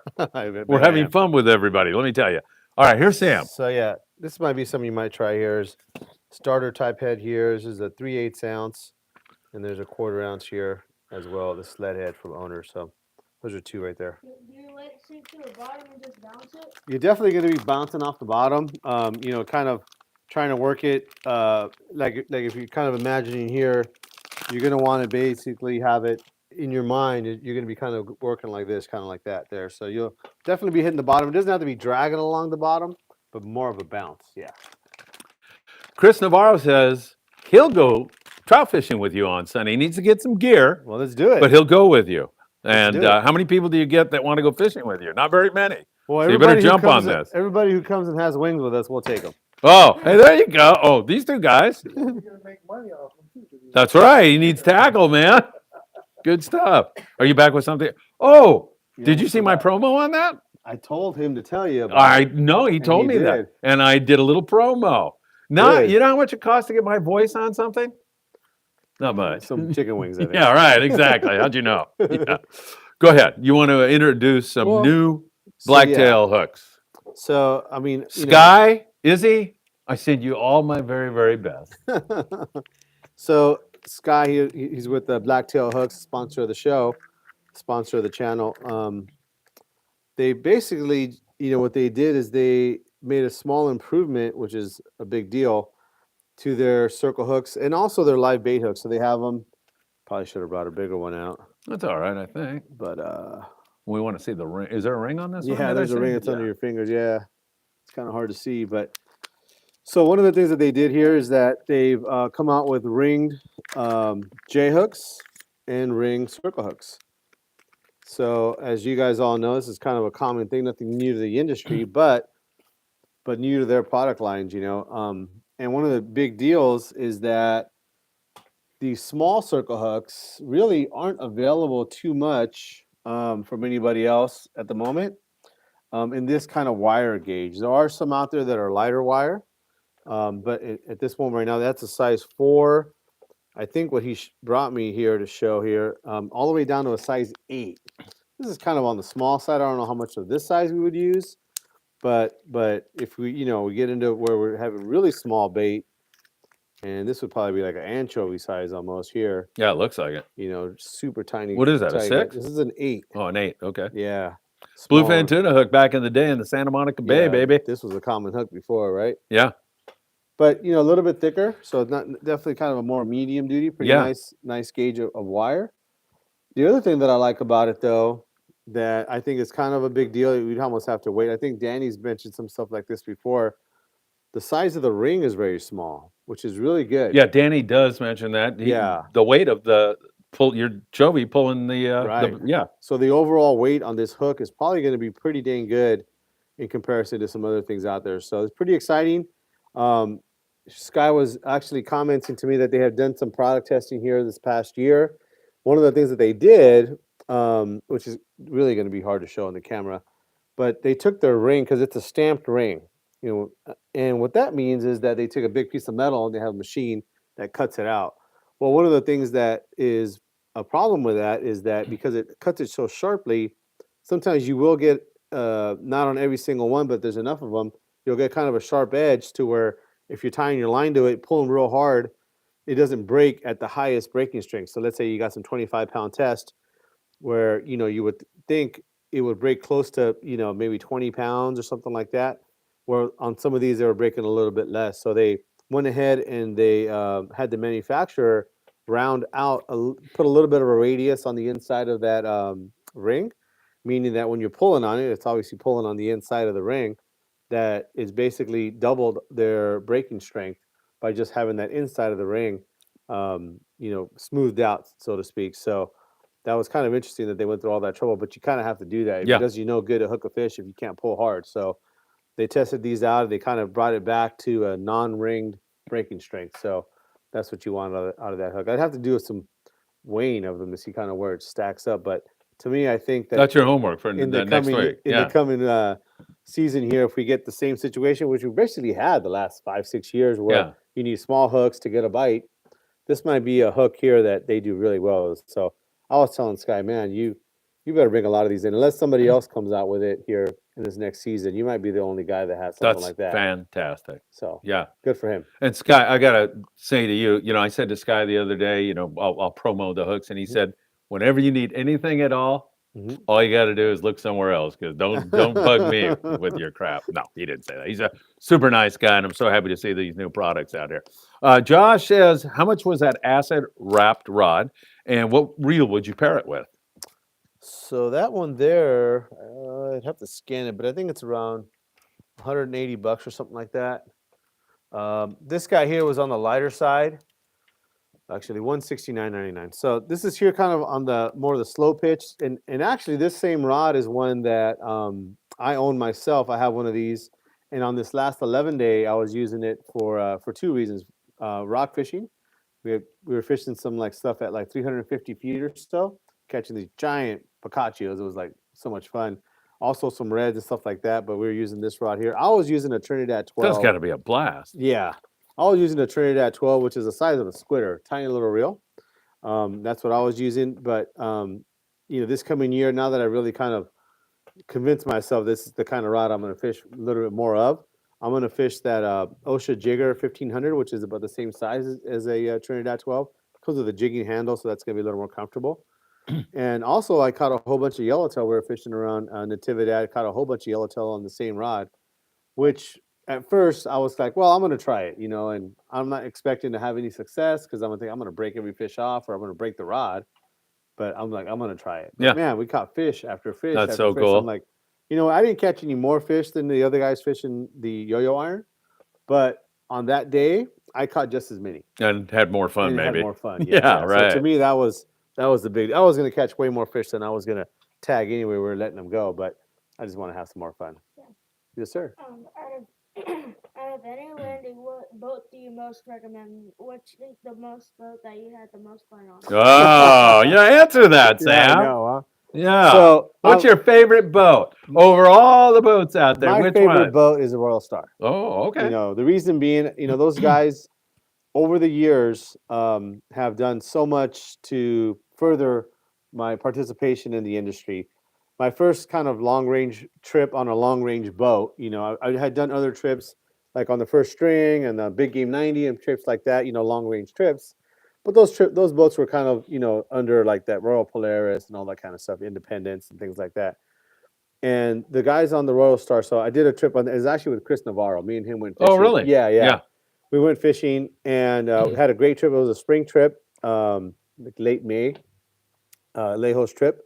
Had a blast. To me, I was just blown away by the service, first of all. Yeah, it really is truly amazing. I mean, it was so cool. So, I pretty much just went up to the wheelhouse. And back in the day, back then, when you would be coming back, you set up your tips and any kind of a bar tab or a galley tab. You would go up to the wheelhouse. So everybody would go up individually. You'd go in with the captain there, and whatever you talk. Hey, Put the screws to you. Well, you No. kind of like have Yeah, a great, had a great exactly. trip. Thanks for everything you guys do, all that kind of stuff, right? So I went up there. My turn to go up there, and it was Randy Toussaint. And basically, that trip there didn't have a sponsor. So I said, man, at the time I was working for Baja Fish Gear, and I was like, we were kind of looking for trips, and I'm like, you know what, this is such a cool operation, and you guys just did such a great job. Is there any chance that I can sponsor this trip next year?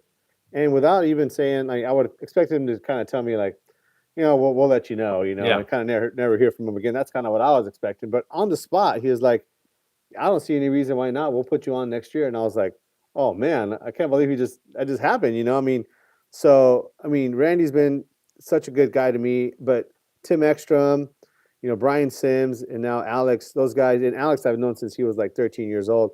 To me, I feel like that's my home base. They've treated me so good. I've probably done, I don't know, 25 trips or so over the years. We currently do more than that because we do 3 a year now. So it's probably been like 40 trips over the years. But they've been so good to add me to their schedule over the years and, been a part of the Royal Star family for so many years. And to me, at least, they've been able to open me up to just a whole clientele that requires that high service. And they've taught me a lot of different things as to what a successful business really requires in this industry. So they've been an example to me as to kind of how to do this. And so, that's why they're my favorite. That's boat. great. They've Fantastic. been a great relationship, and I love those guys to death. Yeah, they're really good. It's nice to have a boat that you don't have to worry about recommending, that That's you another one right send there. somebody there.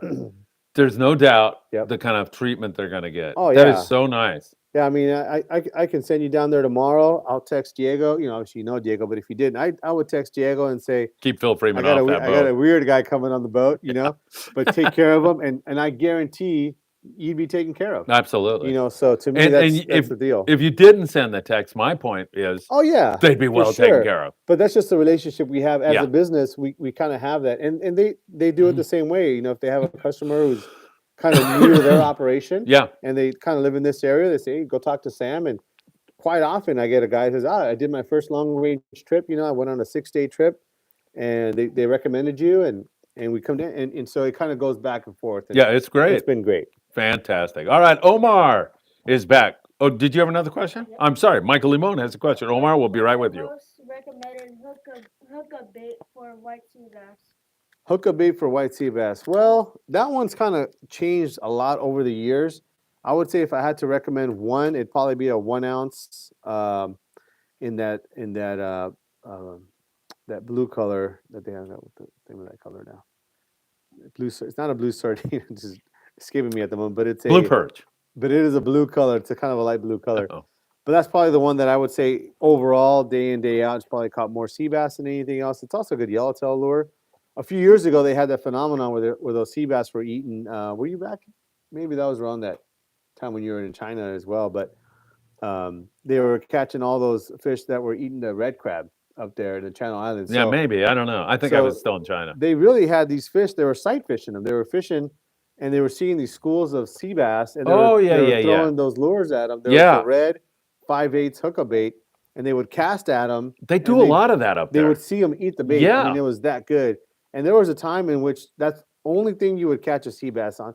Now, granted, that was kind of a special situation because of the way that they were eating that red crab, but that'd be another one I'd have. They do a lot of run and gun fishing on sea bass in the Channel Islands. Chasing them down like tuna. How cool is that? Barracuda were biting on their sexy smell bait. Sexy smell. That's a good one, too. Sexy smell bait, yes. Michael, very good. You're edging us out of the chicken wings, though, with all these questions. Be careful. No, I'm only kidding. Good. Thank you for contributing. You're welcome. Good job. You're welcome. You're doing a fantastic job. I don't care what your grandpa says. All right. Here we go. Omar says, would the Phoenix M1 MH rod have enough backbone for school-size tuna with 20-pound leader?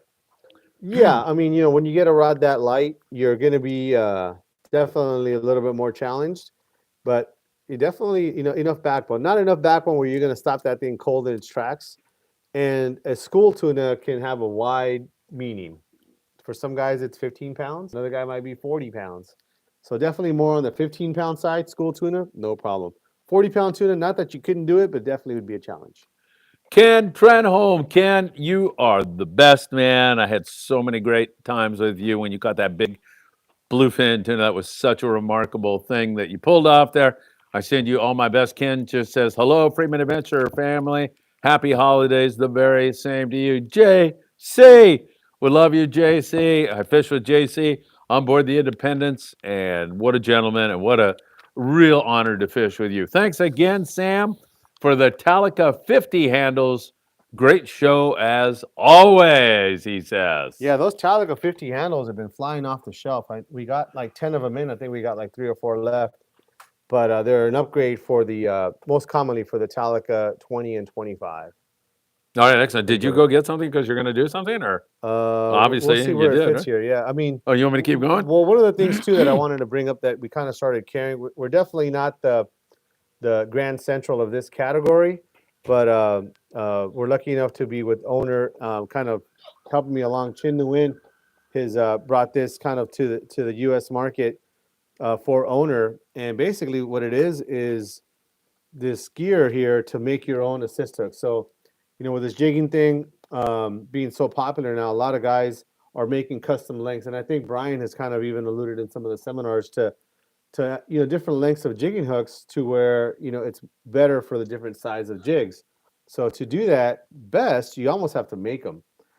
And the problem with that is you guys are sourcing stuff through Amazon and here and there, and off-brand stuff and things like that, or things that are hard to get. Well, owner already had them in their catalog in Japan, so they just brought them over to the U.S. This just barely happened.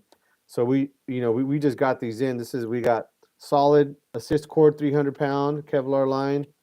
We have hollow stuff here. It even comes with a needle to make the hollow stuff. We got their SJ51 hooks that are super popular. These are kind of a heavy-duty tuna hook here. They're also going to be bringing in, I forget the number, maybe a 41 or something like that. That's kind of a lighter duty, kind of medium tuna yellowtail hook. They even have this low temperature shrink tubing to kind of wrap up your wraps. And then I think from what he was telling me, Caesar Chang from Phoenix Rods, he's going to be doing an instructional video on how to tie this stuff up.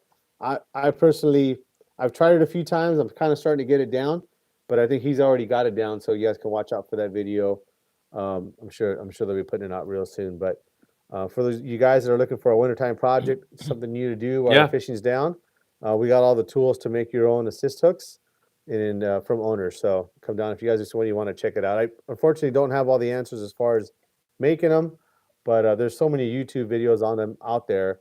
The materials has been like the hard part about it, but I think is he all right?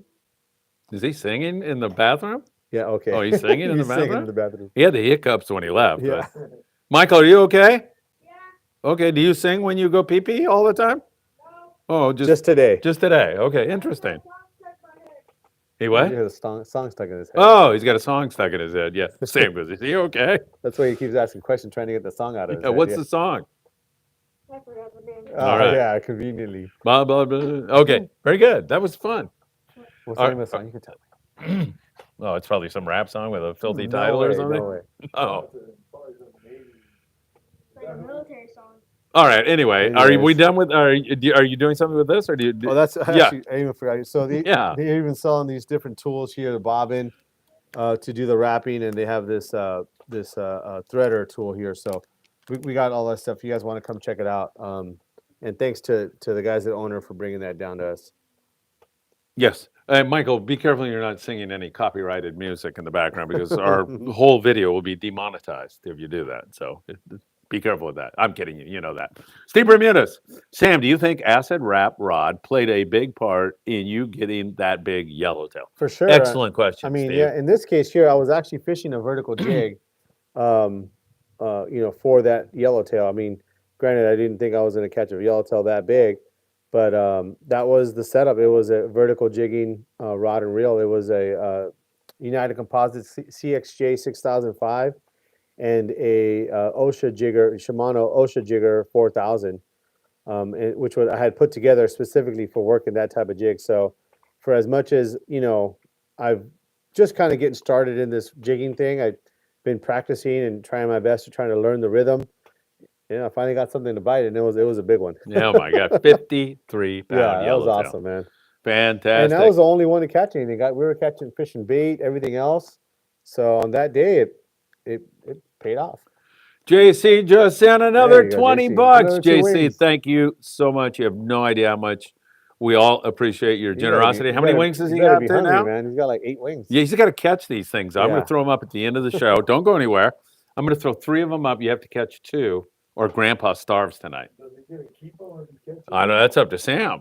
All right. Well, yeah, we'll get some rock cod sinkers or something with a treble hook in it. And throw that up, right? All right. Rob says he'll be Santa or an elf anytime for a free trip. There you go. Steve says Phil and Sam for president for 2024. Let's go for it, Sam. Well, we'll work All on these some other wings people first. that are running for president are kind of abnormal. So, Yeah. I mean, we fit right in, if you ask me. I'm in, Steve. Let's do it. Raul, Sam, what reels does a Saltiga 55 compare to on a pen reel? You're probably looking at this reel here and maybe even the 60, which is a wider version of it. But I think maybe this 55 probably compares more to the Torre 40 narrow. All right, very good. We got a lot of questions still here. How deep into the show are we? I know we're Hour and a half. hour and a Yeah. half? So we're supposed to be over there in 15 minutes. 10 But minutes, I 10 said, minutes. you Could fudge a little bit, huh? yeah, right. We got to answer all the questions, right? Let's go. What's this? Oh, look at that. Another wing. Yeah. All right, another wing he just got. You notice Sam wants me to go here. Chris Navarro, white split tail bait should be called Dirk Digglers. This week's discount code word.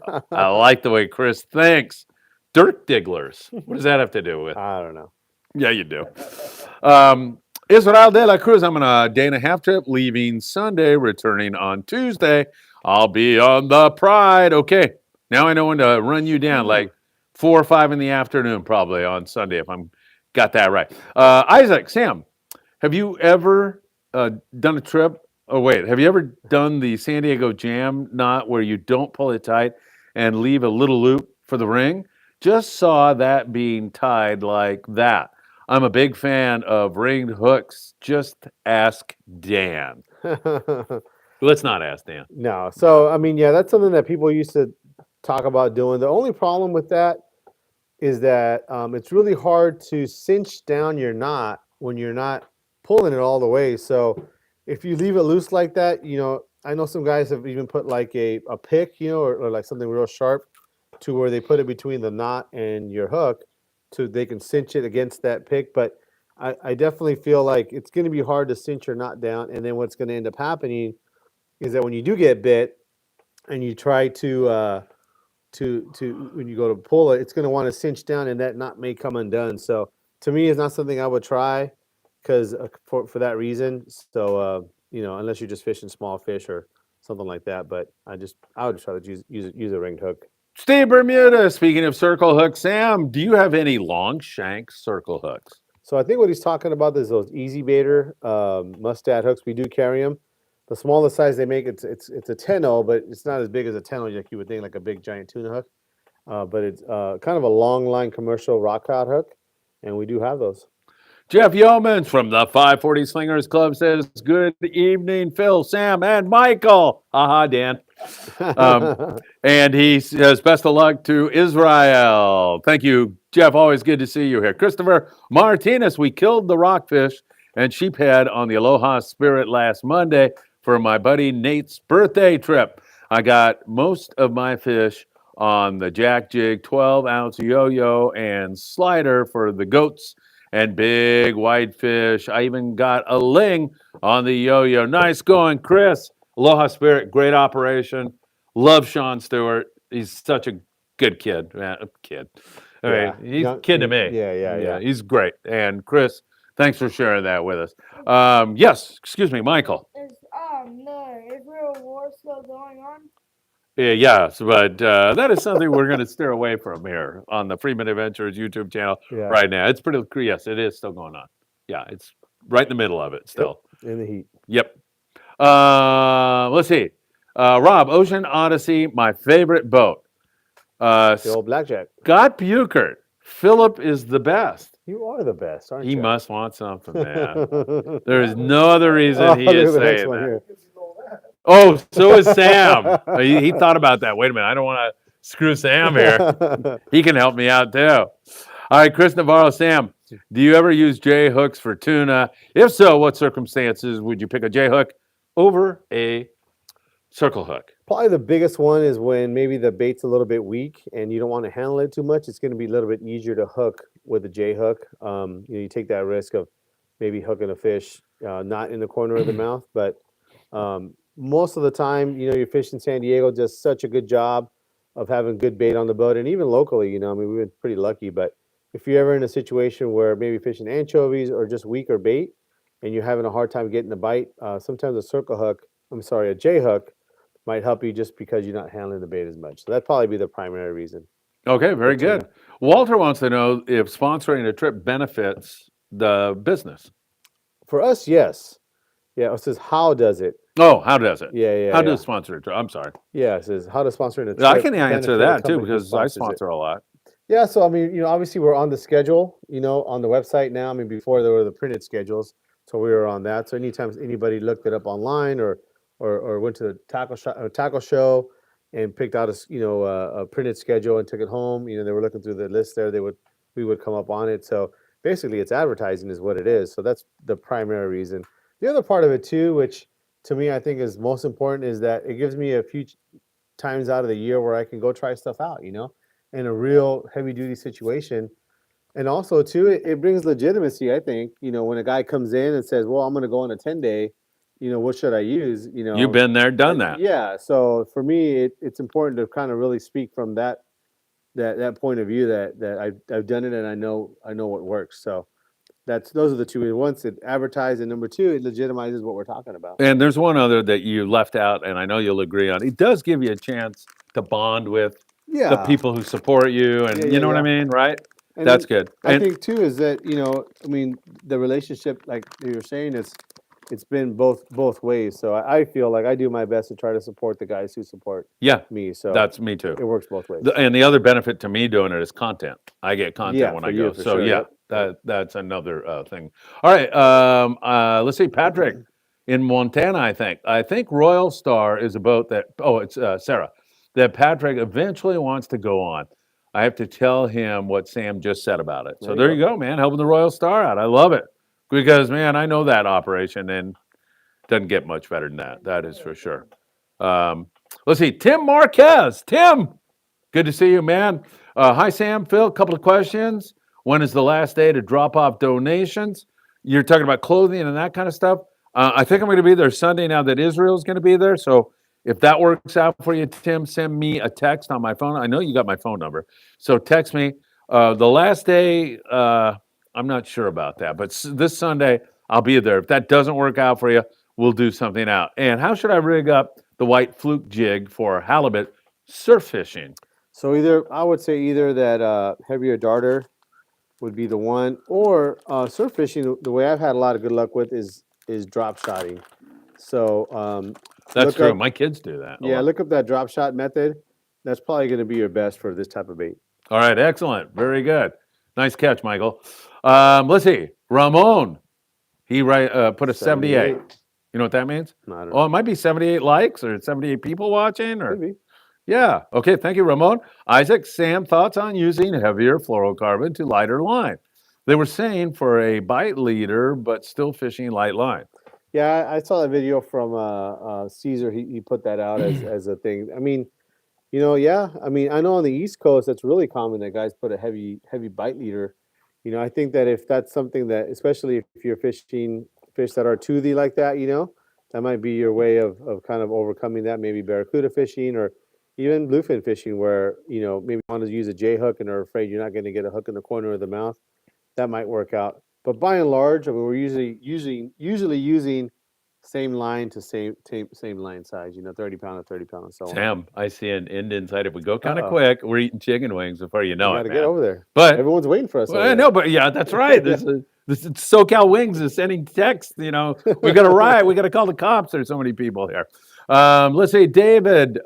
Is that where I am? Yeah. Yeah. Sam, the Okuma Soro 10 and 12, are those good for slow pitch jigging or maybe even speed jigging for daytime school size bluefin tuna? Hey, I want to test your Spanish because I don't know this word before you answer that, because he was just doing it. Hiccups. Do you know how to say that in Spanish? Hipo.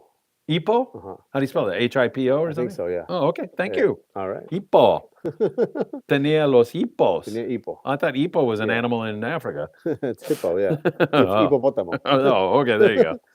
So, you know what? It definitely would be something that can be used. Probably you're going to want to use something that has more of that jigging handle. The handle is something that is a big component of this jigging thing. And also, too, maybe something that's a little more narrow. I would say if you're going to use a standard reel, that 10 might be okay. I probably would maybe choose a different handle. You might want to upgrade on that. But something more in the line of like maybe a Fathom 15 extra narrow, the jigger, the OSHA jigger from Shimano, that 2000 would be the perfect size that I would think would be good. And then there's a whole bunch of other reels out there in those kind of jigging brands, Jigging Master and stuff like that make reels that are about that size. But something that'll hold around, I would say 400 yards of like 40-pound braid is going to be about the right size. But generally more narrow, and then have that larger jigging handle. All right, very good. Rob wants to know who's hitting the lobster. What's a good choice right now? Gail Forrest has been good. Redondo still doing it? Or? Yeah, Redondo's doing it. Mhm. Redondo, San Diego, they've got boats like the Jig Strike does it. Dana Wharf, sport fishing, pretty much everywhere, right? Everybody's doing it. You probably want to call down and see what night they're doing it. A lot of times they're only going to be doing it a few nights a week, I think. Yeah, right. And I like those combo trips. Mhm. Catch some whitefish, go to Catalina. Cat's been the hot spot. That's been the other thing too, yeah. Yeah, definitely. Promarahi.com. Put in Friedman 10 and you'll get a 10% discount, or come down and see Sam. That's even better. And pick up your lobster gear. I want to go on a lobster trip here before long. The El Patron was talking about doing that. So we'll have to see about that. All right. Matthew, good evening, gents. How's Bola's in January, Sam? Bay of LA. I've never fished there myself, but it seems like that place has fish all year. I would think it'd be great. Yeah, I would think it's still going to be rocking and rolling. Maybe slow down a little bit in February or something, but I would think, The biggest thing they have going on this time of year is that I think that at times they get some of that stuff that comes out of the Southwest, the deserts there, Arizona. They get those windy times. So that'll probably be your biggest deal as far as fishing down there, is just whether or not you can go fishing or not. Vientos so, Diablos, yeah. right? Yeah. Devil winds. Let's see. Steve Bermudez is back with us again. Steve, Always great to have you with us. I'm just kidding. I love Steve. Tie up perfection loop. It's guaranteed not to cinch down. It cause friction and maybe weaken the line. Make sense to you? I think what he's talking about is the other way that You have to actually try to decipher what he's talking about, right? Yeah. Yeah. What is he talking So about? that San Diego by not putting it down all the way, trying to create a loop that way might cause friction and weaken the knot. I think that's what he's talking about. Chris says, "How about dingle hopper for the code word? It's from Disney Little Mermaid. That's as G-rated as it gets. Dingle hopper. Yeah. Chris has been drinking a little bit. I like Chris. Chris, great minds think alike. Maybe Way he's to at go. the wings over there. Yeah, maybe. Hey, Chris. They Yeah, sell beer. we haven't collected any money tonight, everybody. So Sam and I work hard to provide you with this show. So if you could Content, meet us yeah. over there, and They sell- anything would be deeply appreciated. if They you sell could. beer over there, Chris. You should come down. Yeah, really. Yeah, take an Uber if you do. do. Yeah. All right.